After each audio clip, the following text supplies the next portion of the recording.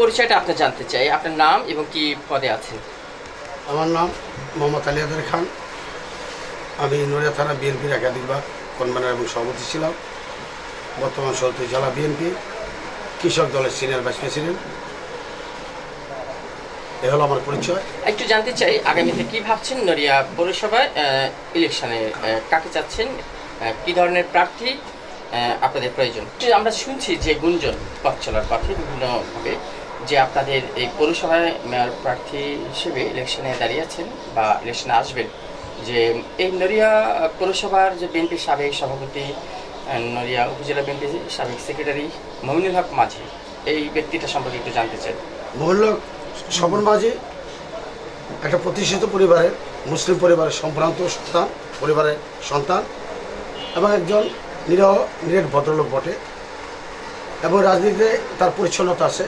দীর্ঘদিন রাজনৈতিক দলের বিভিন্ন দায়িত্ব সংগঠনে পালন করেছেন। শুধু নড়িয়া পৌরসভার বিএনপির সভাপতি নয়, উনি নড়িয়া উপজেলা বিএনপির সাধারণ সম্পাদক ছিলেন। অত্যন্ত ক্লিন ইমেজের লোক। আমার বিশ্বাস যারা নির্বাচন করতে চান তার মধ্যে যদি ওনাকে মনোনয়ন দেওয়া হয়, উনি বিপুল ভোটের ব্যবধানে জয়লাভ করবেন এবং নড়িয়া পুরবাসী এটা প্রত্যাশা করেন। ধন্যবাদ আপনাকে। নড়িয়া পৌরসভা এলাকায় আসছে নির্বাচনে কাকে ভাবছেন, কি বলেন? আমি নড়িয়া পৌরসভার নির্বাচনে আমি চাচ্ছি একজন সচেতন এবং সৎ ব্যক্তি, তিনি হলেন স্বপন মাঝি। তাকে আমরা মেয়র পদে উন্নীত করার জন্য সরকারের কাছে বিশেষভাবে অনুরোধ করছি। উনি একজন ন্যায়নিষ্ঠাবান ন্যায় বিচারক, এই দেশের গণমানুষের জনকল্যাণ স্বার্থে তার জীবনকে সারা বছর যাবৎ বিসর্জন দিয়ে আসছে। তারা মানুষকে ভালোবাসে, মানুষের মঙ্গল অর্থে তার সর্বাঙ্গীন শুভকামনা করি। তিনি যেন এই দেশে একজন মেয়র পদে প্রার্থী হয়ে এবং উন্নীত হয়ে ওই পদকে সুসজ্জিতভাবে সুচারুভাবে কাজ করে যাওয়ার সুযোগগুলি যেন সরকার বর্তমান গভর্নমেন্ট দিতে ইচ্ছুক হয়। ইহার মধ্যে যেন কোনো প্রকার দ্বিধাদ্বন্দ্ব না হয়। আমরা শ্রেষ্ঠ বাঙালি, এই দেশকে ভালোবেসে এই দেশের জন্য কাজ করে পাক বাহিনীর বিরুদ্ধে অদৃষ্টভাবে লড়াই করে আমরা এই দেশকে স্বাধীন করেছি।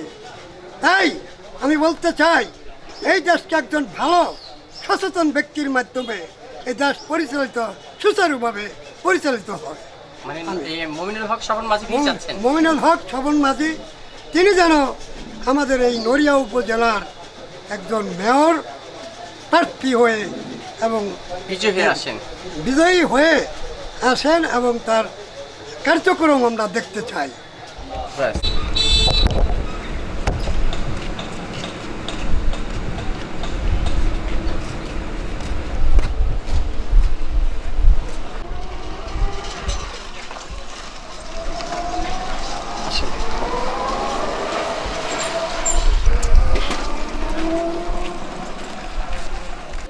মেয়র চান, আমরা শুনছি যে মমিনুল হক স্বপন মাঝি ইলেকশন করবেন, আপনাদের মতামত কেমন? লোকটা তো সে আশা করি ভালো, ঠিক আছে। আগে পরে সব সময় ভালোই দেখছি, ঠিক আছে। যদি হওয়ার পরে মনে করেন আমাদের জন্য শুধু এমনি তো কেউ খাওয়ান কিছু চায় না, শুধু রাস্তার উন্নয়ন চাই না, উন্নয়ন চাই। প্রিয় দর্শক শুনলেন, আসলে এই এলাকাবাসীর শুধু একটু উন্নয়নের প্রয়োজন না, আর কিছুরই প্রয়োজন নেই। শুধু রাস্তাঘাটের যে বেহাল দশা, এই বেহাল দশাটা, দুর্দশা থেকে নিরসনটাই চায়, এটাই চায় এলাকাবাসী। ভাই আসসালামু আলাইকুম। এই যে আপনাদের অবস্থা, এই যে দেখেন, এই যে আপনারা এত টাকা দিয়ে গাড়ি কিনেন, তারপরে রাস্তা খারাপ থাকলে গাড়িটা ভেঙে যায় দ্রুত। তা আসছে নির্বাচনে এমন পছন্দের একজন মেয়র তো প্রয়োজন, তাই না, যারা কাজ করবে। তা শুনছি যে স্বপন মাঝি, কেমন লোকটা? আচ্ছা, ধন্যবাদ। প্রিয় দর্শক, আমরা দেখছি নড়িয়া কলেজের শিক্ষার্থীরা আছেন। আসসালামু আলাইকুম, ভালো আছেন? এই যে রাস্তাঘাট, এই দেখেন আপনাদের বেহাল রাস্তাঘাট, যেতে আসতে গাড়িতে বা হেঁটে সমস্যা হয় না? হ্যাঁ, প্রচুর সমস্যা হয়, বৃষ্টির সময় পানি জমা হয়ে থাকে। তো নড়িয়া পৌরসভা যে ইলেকশন আসছে, তো শুনছি যে মমিনুল হক স্বপন মাঝি মেয়র পদে দাঁড়িয়েছেন। তো যদি চিনেন, তাকে চিনেন, কেমন হয় যদি সে দাঁড়ায় এবং বিজয়ী হয়ে আসে? তার কাছে একটাই অনুরোধ, যদি দাঁড়ায় বিজয় হয় তাহলে আমাদের রাস্তাটা যাতে সংশোধন করে দেয়। হ্যাঁ, এটাই তো নাকি, এটাই তো চাওয়া। আচ্ছা প্রিয় দর্শক, সবার একই চাওয়া, উন্নয়নের ছোঁয়া লাগাবে, এমনটাই আশাবাদী মমিনুল হক স্বপন মাঝির কাছ থেকে। এটাই এলাকাবাসী শুধুই আশা করছে, বিজয় হয়ে আসলে এই রাস্তাঘাটগুলো যেন উন্নয়ন হয়। ধন্যবাদ এমসিবি টিভিকে। আমি 2018 সালে যখন আমাদের এই চরাঞ্চলের লোকগুলো নদী ভাঙনে কবলে পড়ে, তখন তারা দিশাহারা হয়ে যায়, একটু তাদের ঘরবাড়িগুলো রাখার মতন কোনো জায়গা পাচ্ছে না। তখন তাদের কান্নায় দেখছি, ছোট ছোট বাচ্চাদেরকে নিয়ে তারা ছুটোছুটি করতেছে, কোথাও একটু আশ্রয় পাচ্ছে না। তাদের সেই দৃশ্য দেখে আমার হৃদয় পটে দাগ কেটে যায়। তখন আমি ভাবলাম যে আমার তো একটা বিশাল বাড়ি রয়েছে, এই বাড়িতে আমি তো অনেকগুলো লোককে আমি আশ্রয় দিতে পারি।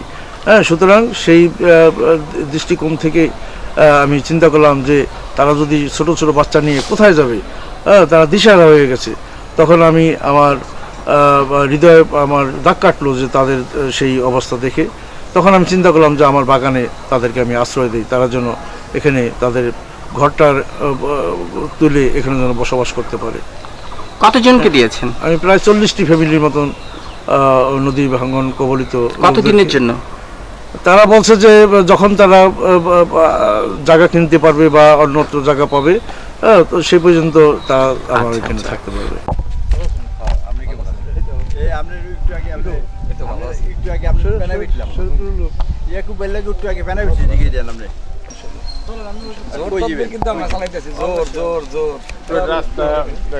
এই যে আমার বাড়িতে